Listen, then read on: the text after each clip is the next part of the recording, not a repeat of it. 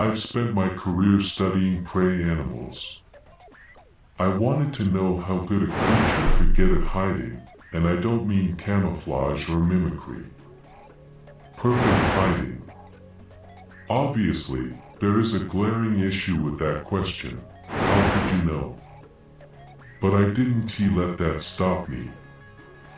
I studied for years, eventually getting my PhD in zoology, specializing in prey creatures.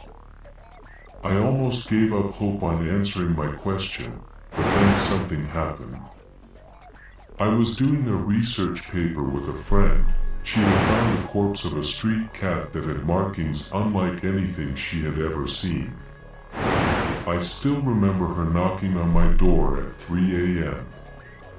"Sean, wake up." Her voice echoed through my empty house from the other side of the door. I grumbled and dragged my way over to her. "Sue."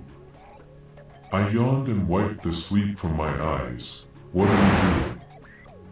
Then she lifted the animal up. I could see her trying to contain the excitement. You don't want to be a person having a giddy laugh while holding a dead cat after all. I looked at the creature and immediately noticed what she wanted me to notice. Its neck had been snapped, but it had been snapped too much in a way. We brought it in and did an autopsy.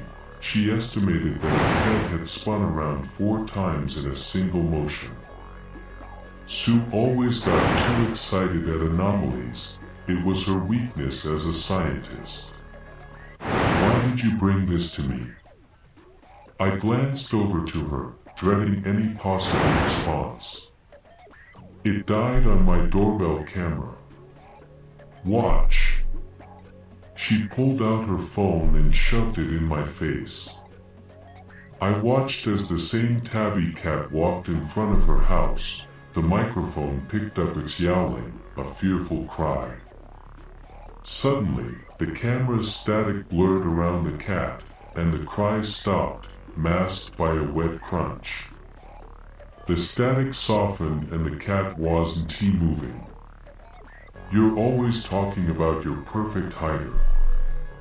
What if it's not prey at all?" Her eyes glistened as she looked at me. I considered that, but it made more sense. I stared blankly at the phone screen. But what predator kills without eating? "No, that SA prey defending itself. You saw the video. The cat was scared. It was being hunted, not the other way around." She shot back. "I mean, some predators do surplus killing, but that SA responds to lots of easy prey, not going out and finding the prey. It's almost like a sport hunter." I ran my fingers through my hair. We continued through the night, analyzing the cat, discussing plans to catch the thing that killed it, while Sue obsessively replayed the video, pausing at each frame to pick apart every detail. The next day came and Sue fell asleep on my couch. I dragged myself to my bed and collapsed face down into the pillows.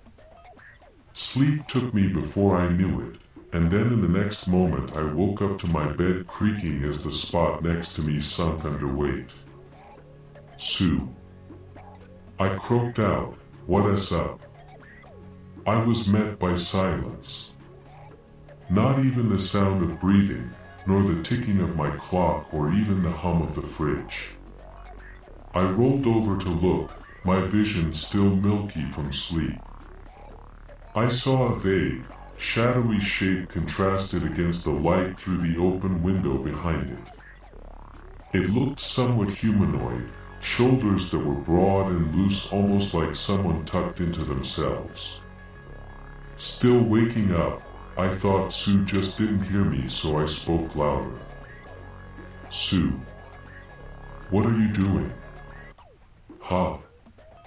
I heard her call from the hall. A shiver ran down my spine and my breath caught in my throat. I blinked and suddenly the shape was gone. Sue came into the room, leaning against the doorframe. You weren't in here. I looked over to her, my vision slowly coming into focus. No. You're not my type. She laughed, glancing at the ring on her finger. I just thought I saw you sitting there, I sighed, my breath shaky. Your sleep paralysis is back, she suggested as she walked away. I sat up, taking a deep breath. She had a point. I have a history of episodes like that, the kind where you wake up and see something in the corner of your room. I looked over to the spot the shape was sitting, and I thought I saw a depressed shape slowly rising up. The heavy duvet fibers were returning to their original shape. But I still don't know if it was the remnants of sleep or if it was something real. Eventually I got out of bed. My mind was racing with what had happened when I came across Sue in my kitchen drinking a coffee, smiling faintly while texting her wife. Say it was a predator, I began, as I poured myself a cup. Oh, now you're interested. She laughed as she stared at me. Hush. Say it was a predator, and say it was my creature that killed the cat. Why did your camera glitch out like that?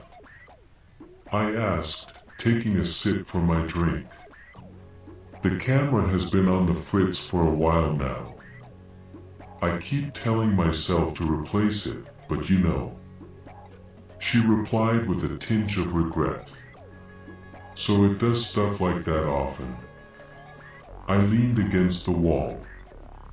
Yeah, random spots of the camera go all fuzzy. I think it's just an age thing. I'm still not sure if she was asking me or herself. So, if this were my creature, are we saying it somehow knew when and where your camera would glitch to stay hidden? I laughed as I said, both at myself and at the ridiculousness of the situation. We weren't saying anything like that. Are you kidding me? I don't even know when and where it would glitch, it's just shit luck. There was spite in her words, almost like she was offended I would suggest that. Right, I dunno, I must still be waking up. I sighed as I rubbed the bridge of my nose. The rest of that day continued as per usual, at least as usual as it could be with an autopsied cat in my basement. Sue worked away for hours, and in the evening, I went for a walk to clear my head. The sun had set and my path was illuminated by soft starlight and harsh yellow streetlights as I traveled to a nearby park. The park where I first discovered my love of animals when I saw two squirrels playing together.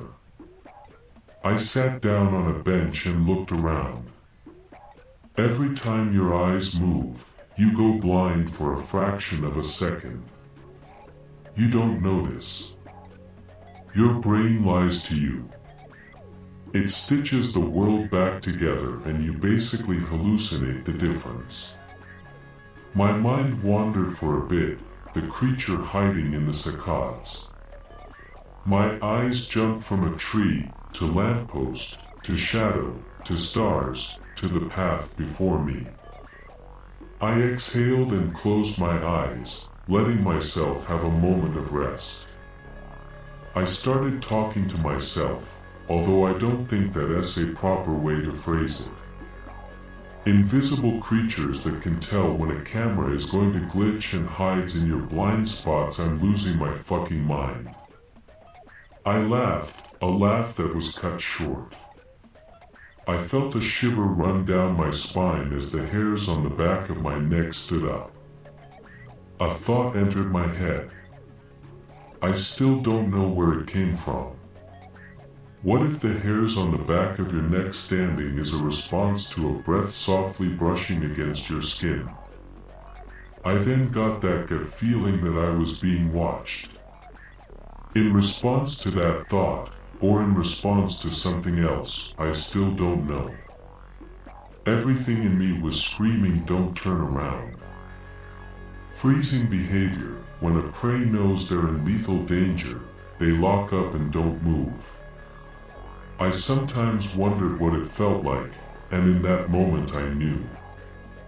The air grew colder around me, as I noticed that same silence.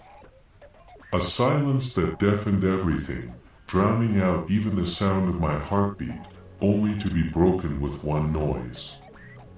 A breath from behind me. I jolted around by instinct, only to see an empty field. Then I looked down and saw prints in the grass, slowly rising and hiding themselves. Prints that lead right to my bench. I got up and ran home as fast as I could, finding my door locked. I fumbled with my keys, trying to get the right one, when I heard it again. The silence. I didn't realize that there were cars driving by until I couldn't hear them anymore. I didn't realize the birds were chirping until they stopped. And I didn't realize the shadow until there was no sound, not my shadow, but one next to it.